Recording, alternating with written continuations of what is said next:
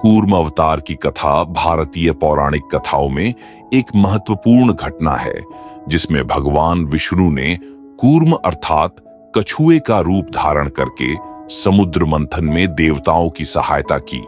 यह कथा ऋषि दुर्वासा के श्राप से शुरू होती है और समुद्र मंथन की पूरी प्रक्रिया को दर्शाती है। आइए इसे विस्तार से जानते हैं। ऋषि दुर्वासा अपनी तपस्या और क्रोध के लिए प्रसिद्ध थे। एक दिन वे स्वर्ग में विचरण कर रहे थे और उनके पास एक दिव्य माला थी। इस माला में अपार शक्ति थी। स्वर्ग से गुजरते समय ऋषि दुर्वासा ने यह माला देवराज इंद्र को भेंट की ताकि वे इसका आदर करें और इसकी शक्ति का उपयोग धर्म की रक्षा के लिए करें। लेकिन देवराज इंद्र ने इस माला का आदर नहीं किया और उसे अपने हाथी ऐरावत के सिर पर रख दिया। ऐरावत ने उस माला को अपने पैरों तले रौंद दिया। यह देखकर दुर्वासा ऋषि बहुत क्रोधित हो गए। उनके क्रोध का परिणाम यह हुआ कि उन्होंने देवराज इंद्र को श्राप दिया कि जिस राज वैभव और स्वर्ग लोक का इंद्रा को इतना अहंकार है, वह उनसे छिन जाएगा और उनकी सारी शक्ति और ऐश्वर्य नष्ट हो जाएगा। दुर्वासा ऋषि के श्राप के कारण देवराज इंद्र सहित सभी देवताओं ने अपनी शक्तियां खो दी। असुरों ने इस अवसर का लाभ उठाया और स्वर्ग पर आक्रमण कर दिया। अंततः देवताओं को असुरों के अत्याचारों से त्रस्त होकर स्वर्ग छोड़कर भागना पड़ा। देवताओं ने अपनी कठिनाइयों से छुटकारा पाने के लिए भगवान विष्णु की शरण ली।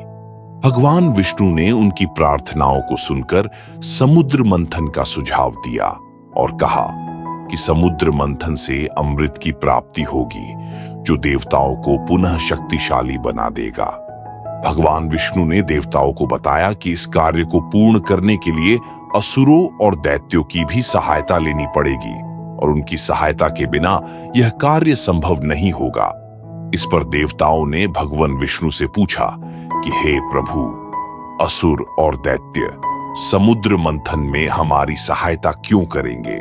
जिसका उत्तर देते हुए भगवान विष्णु के कहा कि रत्नों और अमृत के लालच में आकर असुर और दैत्य आपकी सहायता अवश्य करेंगे।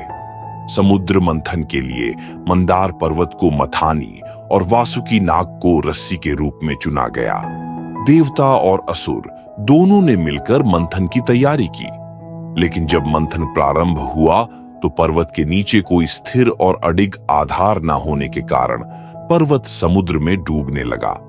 तब भगवान विष्णु ने कूर्म अर्थात कछुए का रूप धारण किया और मंदार पर्वत को अपनी विशाल पीठ पर उठा लिया। इससे पर्वत को स्थिरता मिली और मंथन की प्रक्रिया सुचारू रूप से चलने लगी।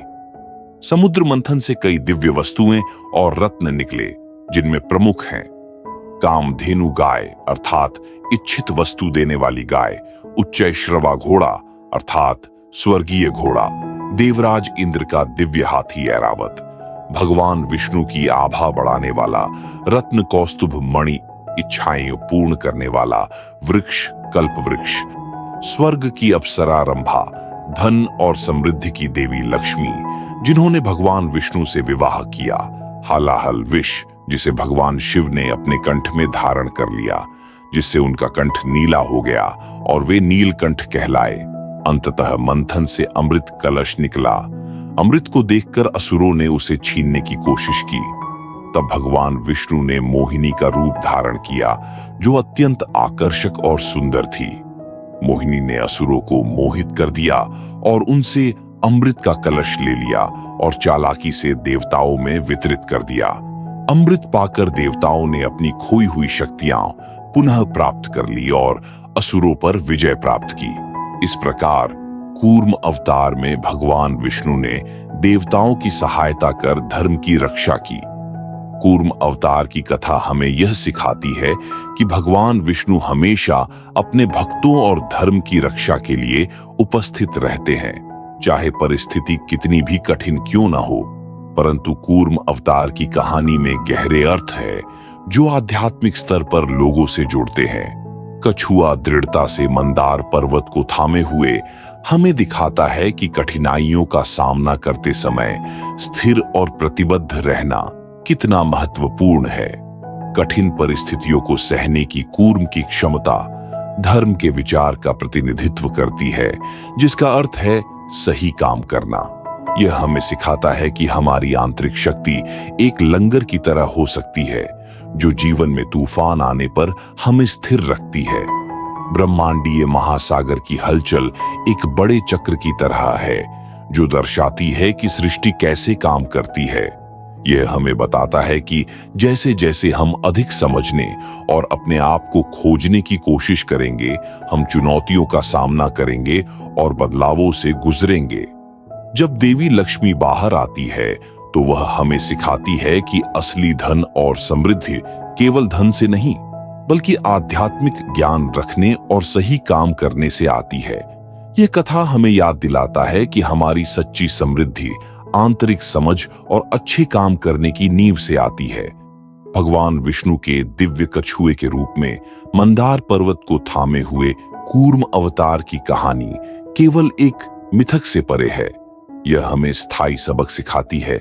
यह कथा हमें ब्रह्मांडीय हलचल के समान जीवन के उतार चढ़ाव से गुजरते समय आंतरिक स्थिरता, दृढ़ता और आध्यात्मिक समझ जैसे गुण रखने के लिए प्रोत्साहित करती है।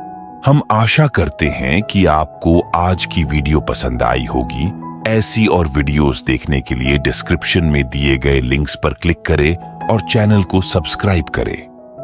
धन्यवाद।